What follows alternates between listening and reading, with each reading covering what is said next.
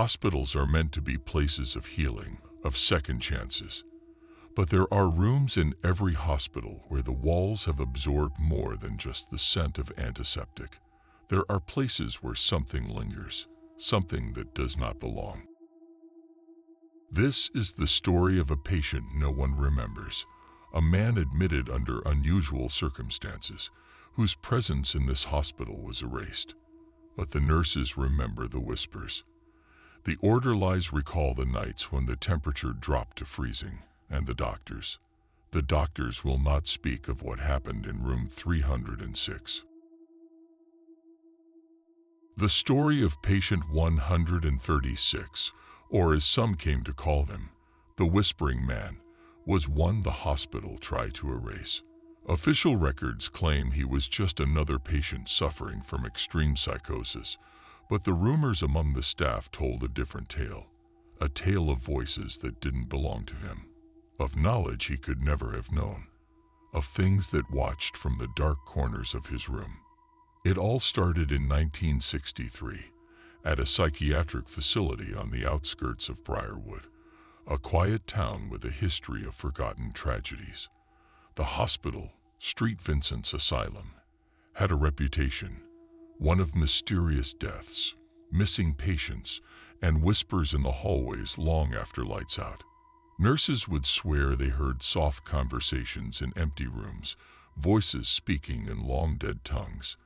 But no case was as chilling as that of Jonathan Reese, the man who spoke to the dead. Jonathan was admitted after an attempted suicide, found in his apartment surrounded by hundreds of pages of frantic, indecipherable writing. Doctors dismissed it as a delusional breakdown, a mind unraveling under the weight of its own demons. But Jonathan insisted it wasn't madness. He was writing down messages dictated to him by voices no one else could hear. At first, the staff assumed schizophrenia, hallucinations, a fractured mind. But then he started telling them things, secrets, intimate, personal details about their lives, about their dead relatives, about things they had done alone, in the dark, things no one should have known. One nurse, Margaret Holloway, had lost her son in a drowning accident when he was just 5. She never spoke about it, never told a soul. But one night, as she adjusted Jonathan's restraints, he turned his head ever so slightly and murmured, "He didn't feel pain, you know. He just felt cold. He still hums that lullaby you used to sing." Margaret fled the room in tears, refusing to ever return. Others had similar experiences, doctors and orderlies alike. Jonathan would whisper things to them, things that should have been impossible to know. And sometimes he spoke in voices that were not his own. Security footage, now missing, allegedly captured him speaking in the voice of a long-dead doctor who once worked at St. Vincent's, a voice that shouldn't have existed outside of old records and forgotten echoes in the halls. Then the writings began. Jonathan scribbled endlessly in his cell, his fingers raw and bleeding from writing so fast that his nails cracked. Pages upon pages of symbols, names, warnings, some in languages that had been dead for centuries. The hospital priests were called in, and one recognized the markings. They were Sumerian, and in the middle of every page, written over and over, were the same 3 words: "They are waiting." Despite the exorcisms, despite the medications, despite the desperate attempts to silence him, Jonathan only got worse. His voice changed, sometimes deep and guttural, other times shrill and pleading. Sometimes he would laugh when no one was there. Sometimes he would cry like a child, whispering apologies to unseen figures. By the time the final incident happened, no one would enter his room without at least 2 others by their side. The orderlies refused to look him in the eyes. The doctors stopped speaking his name. And then, one night, Jonathan Reese vanished. His room was locked from the outside. Security cameras showed nothing. The window was sealed, but by morning, the bed was empty. The only trace he left behind was a single scribbled note on the wall. A final message. I let them in. No one ever saw Jonathan again. But patients who occupied his room afterward reported hearing whispers in the walls, soft voices calling to them in the night. Some even claimed to hear a familiar phrase, breathed into their ears just before sleep took hold. They are waiting. The night Jonathan Reese disappeared, the cameras showed nothing. The guards on duty swore that the steel door never opened, and yet when the morning shift arrived, his room was empty. The straps that had kept him restrained were still buckled tightly to the bed, and the security locks were untouched. It was as if he had evaporated. For weeks, the hospital staff tried to move on, but something wasn't right. Jonathan was gone, but his presence lingered. It started with the whispers. At first, only the patients heard them. Those housed near Jonathan's former room began complaining of murmured conversations at night, words spoken just beyond comprehension, in a voice that was almost familiar. A woman in room 402, barely able to speak due to catatonia, was found one morning scribbling symbols onto the wall with her fingernails, symbols that matched Jonathan's writings exactly. But soon, it wasn't just the patients. Nurses and doctors heard it too. Soft murmurs while walking alone down the halls, a voice humming an old lullaby in the empty break room. Orderlies swore they saw someone standing at the end of the corridor, just beyond the flickering lights, someone that wasn't supposed to be there. One night, a nurse named Daniel Foster was doing his final rounds when he noticed that Jonathan's old room was open. It should have been locked. The hospital had sealed it after the incident, but now the door was slightly ajar, revealing only darkness within. Daniel hesitated, his pulse pounding in his ears. He told himself it was just a mistake. Maybe another staff member had forgotten to secure it.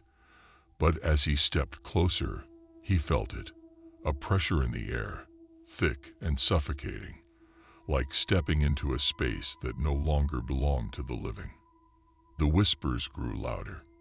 He reached for the door handle, intending to pull it shut when something spoke. Right beside his ear. Not a whisper, not a murmur, a clear, distinct voice. Daniel, you left me here. Daniel stumbled backward, heart hammering against his ribs. He turned to run, but as he did, the lights above him buzzed and went out, one by one, plunging the hallway into darkness. A sudden, cold breath touched the back of his neck. He didn't stop to see what was behind him. He bolted down the corridor, his shoes squeaking against the linoleum as he sprinted toward the staff lounge. A low chuckle followed him, echoing, warped, unnatural. The moment he reached the lounge and flicked on the lights, the sound stopped. He turned back. The hallway was empty, silent. The door to Jonathan's old room was closed once more, but something had changed. Daniel could still hear it. Not out loud, not in the air, but in his head. A voice that was not his own. They are waiting. Daniel wasn't the only one who heard the voices. Over the next several nights, dozens of patients began screaming in their sleep. When nurses rushed in, they found them staring at the ceiling, their lips moving in silent prayer. Some tried to claw at the walls, as if trying to dig their way out. But the worst part was what they said. They all spoke in unison, even the catatonic ones. They are waiting. They are waiting. They are waiting. The hospital's director, Dr. Matthew Caldwell, finally ordered the room to be sealed permanently. No one was to enter. No one was to speak of patient 136 again. Records were erased. Reports were shredded. The room was bricked over. But it wasn't enough, because Jonathan was still there, waiting, watching, and listening. 5 months later, the hospital shut down. Officially, it was due to financial difficulties. But those who worked there knew the truth. Patients were disappearing.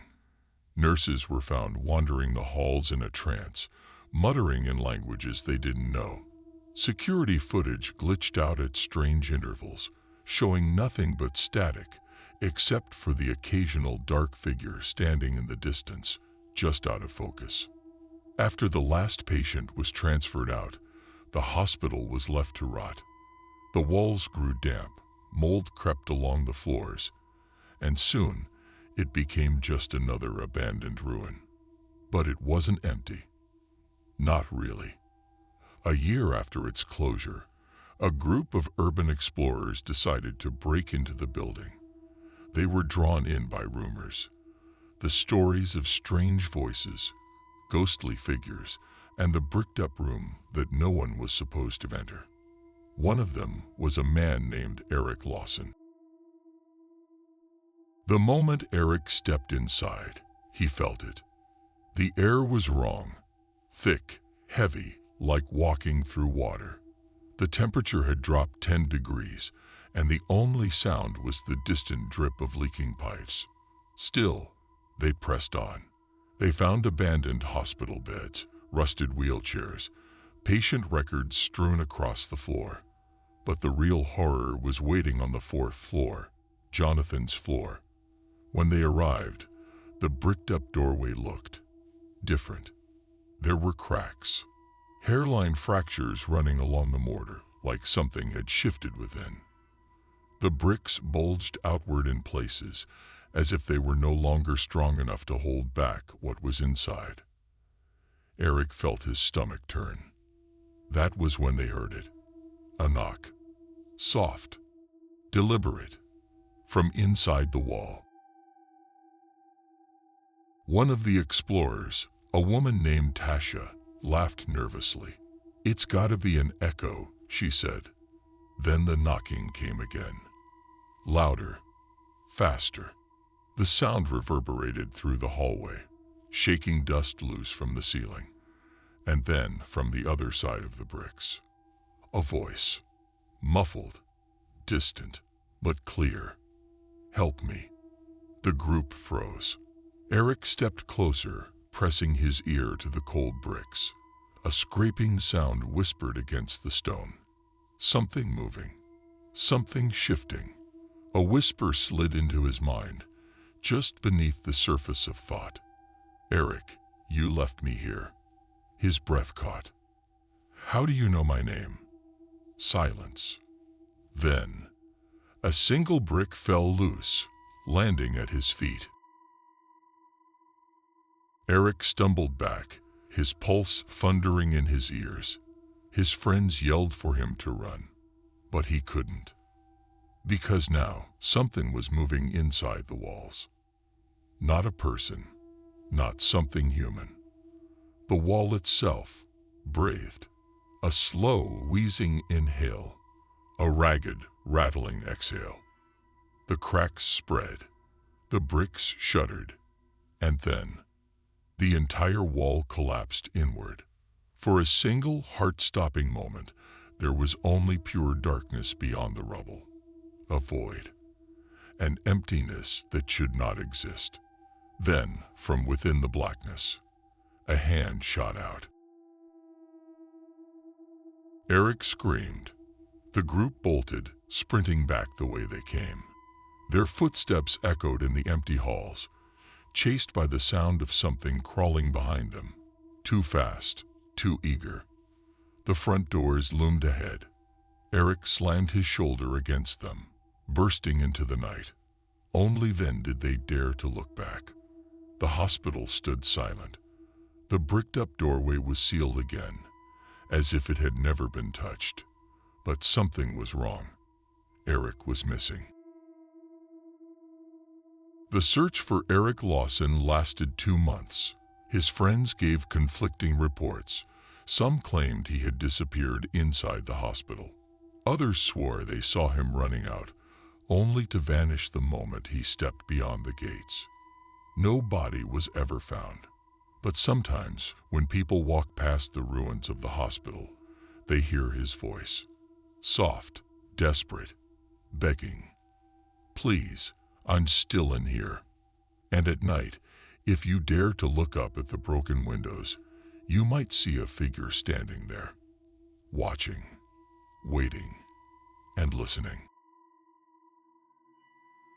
Years passed. The hospital remained sealed, its halls untouched, except by the occasional urban explorer who ventured too close and returned changed. Some spoke of hearing whispers in the dead of night. Others said they dreamed of a hospital bed they had never seen, and a man strapped to it, screaming silently as something in the shadows pressed in closer. But the worst was Eric's mother. Her name was Linda Lawson, and she never stopped searching. Linda refused to believe her son was dead. She visited every psychic, every medium, every occult expert who would listen. Most dismissed her as a grieving mother, but one, a woman named Celeste, agreed to help. Celeste didn't ask questions. She simply sat across from Linda, took her hands, and closed her eyes. For a long time, she said nothing. Then her breath hitched. Her fingers tightened like a vice. Her lips moved, but the voice that came out was not her own. "He's still in there." Linda's stomach dropped.